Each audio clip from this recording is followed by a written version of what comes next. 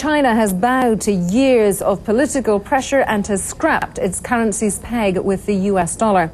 For the last 2 years, it's been worth roughly 8.28 to the dollar.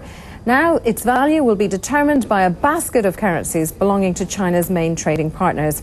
The revaluation has increased its value by 2.1%. China's decision to revalue follows intense pressure from its trading partners. They had argued that the dollar peg gave Chinese exporters an unfair advantage. Tara Duffy reports on China's move and its motivation. After a decade of being rigidly pegged to the US dollar, China's currency is finally free. Well, sort of. The People's Bank of China announced a new value, 8.11 to the dollar, strengthening the yuan by about 2%, something the Bush administration has been pushing for, and a move economists have been saying China needed to make for its own good. The aim of the Chinese move is not to satisfy U.S. politicians, but to start a very important regime change and revaluation process. Here are some of the details. Instead of being pegged to the dollar, the yuan is now linked to a number of foreign currencies, but the bank didn't indicate which ones.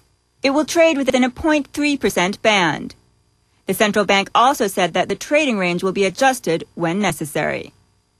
U.S. Federal Reserve Chairman Alan Greenspan called the reform a good first step. But in many analysts' minds, China still has a long to go. And the economic cycle in China is not necessarily fully correlated with the world economy.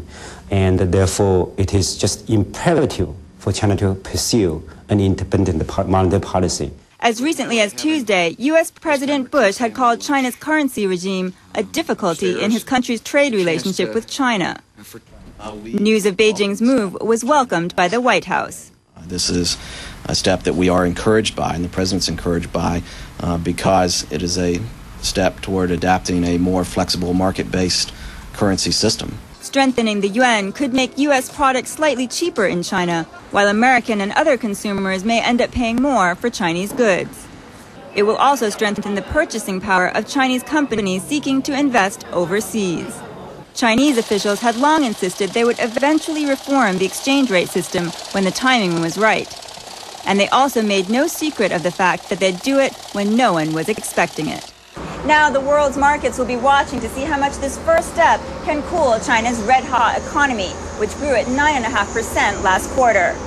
And they'll also be watching to see whether it will be enough to temper Washington's concerns about its $162 billion trade deficit with China. Tara Duffy, CNN, Beijing.